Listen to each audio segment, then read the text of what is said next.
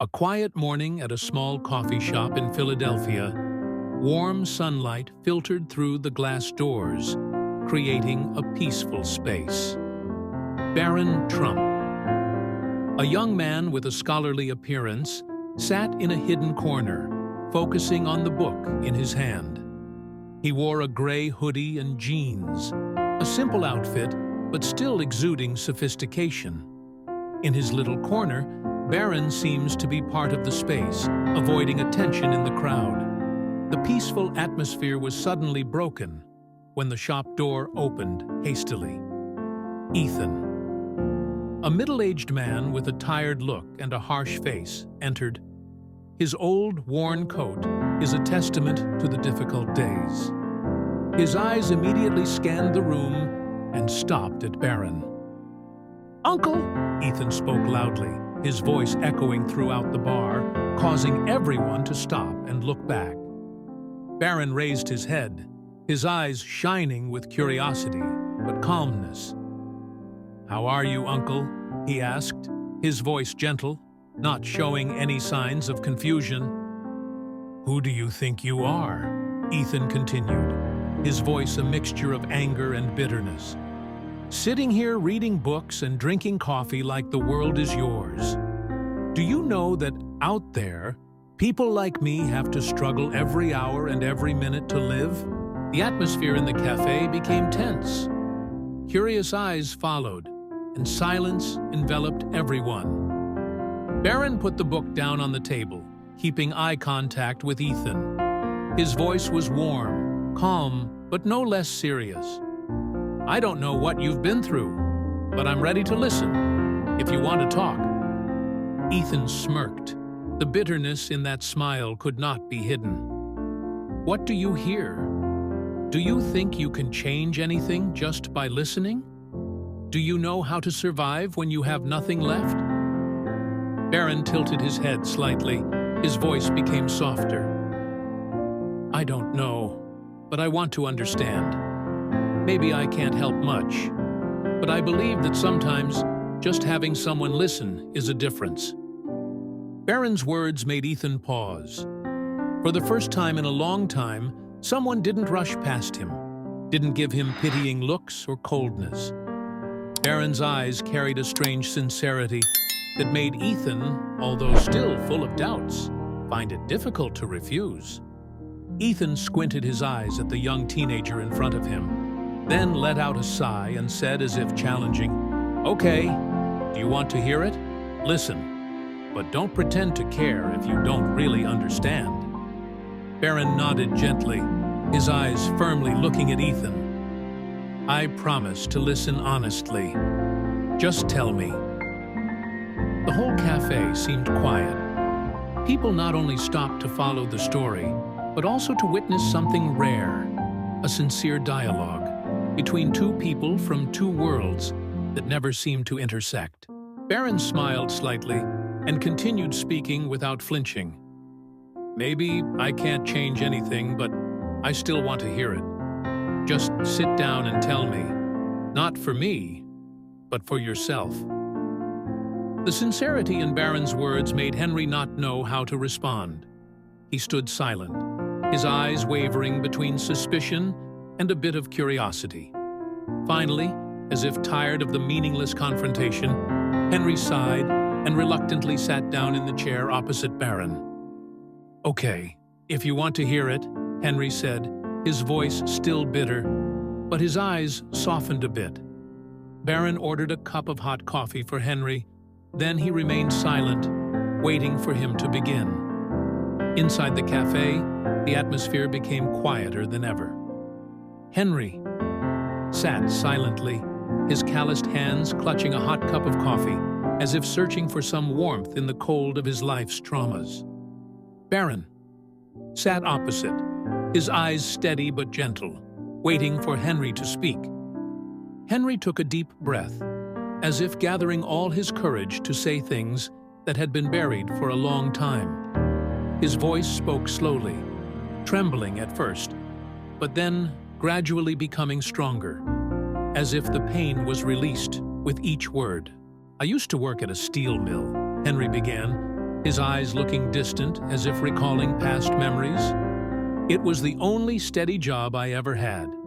But then, one day, they said the factory had to close. We were given no warning, no chance to prepare. In just one night, I lost everything: my job, my income, and my self-esteem. He paused, his eyes sadly looking down at the cup in his hand. I tried to find another job, but no one wanted to hire a middle-aged man with no degree or new skills. I became a burden to my family. And then, they left. No explanation, no looking back. I don't blame them, but it hurts. Barron did not interrupt. His eyes still listened intently. Henry continued, his voice choking as he mentioned the greatest pain. Do you know what makes me feel the worst? It's everyone's eyes. They looked at me like I wasn't human anymore. Those eyes said that I was a failure, someone not worthy of existence. I tried, but no one cared. He stopped, a tear suddenly rolling down his austere cheek. You're the first person in years to actually sit down and ask me this. Why is that? Why do you care? Barron let out a long breath, his eyes filled with emotion. I can't say I fully understand the pain you went through. I don't know what it feels like to lose everything or be abandoned. But he stopped, his eyes turned to the window, where the sunlight gently shone in. I know what it feels like to be judged before someone really understands you. Henry raised his head, his eyes curious and a little surprised. Barron continued, I grew up in a family where everyone knew my name. They looked at me and immediately gave me labels. Rich kid, person who never understands difficulties. They think you have everything, but they never wonder who you really are or how you feel. Barron's voice became slower, as if each word held deep emotion. I don't tell you this to compare pain, but to say that we are not as different as you think. The feeling of being misunderstood, of being judged by things beyond your control. That's real. And what I learned is that none of us deserve to be judged based on our appearance. Henry was silent, his eyes full of thought. A short silence between the two seemed to contain so many things left unsaid. Do you think I can still change? Henry asked, his voice sounding from the deepest depths of despair. Barron smiled, a gentle but determined smile. Uncle Henry, no one is impossible to change. As long as you believe in it and are willing to move on, I think anything is possible. Barron's words, simple but full of weight, were like a glimmer of light shining into the deep darkness in Henry's heart. For the first time in many years, he felt like he was no longer alone, that there were still people willing to believe in his worth. When the handshake between Ethan Chidtider and Barron ended, Ethan sat silently for a while as if thinking about something deeply. He turned to look around the cafe, where everyone was still quietly observing. The eyes of curiosity, sympathy, and even surprise seemed to be waiting for what would happen next. Ethan took a deep breath, then stood up. With a voice full of emotion but also sincerity, he spoke. I want to apologize to everyone here.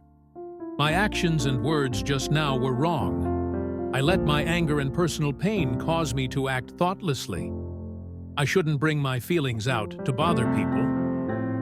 Ethan's apologies made the cafe quiet. A short moment of silence passed before warm applause rang out from the corner of the restaurant, then gradually spread throughout the room. Those applauses were not only for Ethan's apology, but also for his courage in admitting his mistakes and changing his attitude. An older woman, sitting near the window, smiled and stood up to approach Barron. She placed her hand on his shoulder, her eyes shining with emotion. You remind us that sometimes just a little listening can change everything," she said, her voice warm. "Thank you, young man. You did something that not everyone has the courage to do." Barron bowed his head in response, a modest smile on his lips. "I think any of us can do this, if we just take the time to care about others." The atmosphere in the cafe is completely different now. The guests who were previously cold and distant now began to talk to each other. A middle-aged man bent down to help pick up the handbag that a woman had dropped, while a group of other guests shared laughter while talking about everyday stories. Ethan looked around, his eyes shining with surprise and appreciation. He turned to Barron, his voice trembling slightly with emotion. "You did something greater than helping me, Barron. You made everyone realize that a small act of kindness can go a long way." Barron smiled, his eyes shining with strong belief. "You're just a small part of this story, Ethan. You have also contributed to changing the atmosphere here by admitting and correcting mistakes. That is more powerful than words." Ethan bowed his head in thanks, his emotions welling up. He felt like he was not only forgiven, but also reborn in the warmth and kindness that Barron brought. In that corner of the cafe, no one is a stranger anymore. A small action, a sincere word, has brought together people who seemingly had nothing in common. And from there, each person walked out of the shop with a lighter feeling, carrying with them a lesson about empathy and hope. Thank you for taking the time to watch this meaningful story. If you feel this story is inspiring, don't forget to press the subscribe button to not miss the next interesting videos. Please, leave a comment below sharing your thoughts on the story or telling about a moment of kindness you've experienced. We'd love to hear from you. Don't forget to like if you love this content and share the video to spread the message of kindness and empathy to everyone around you. Thank you for your support. See you in the next videos.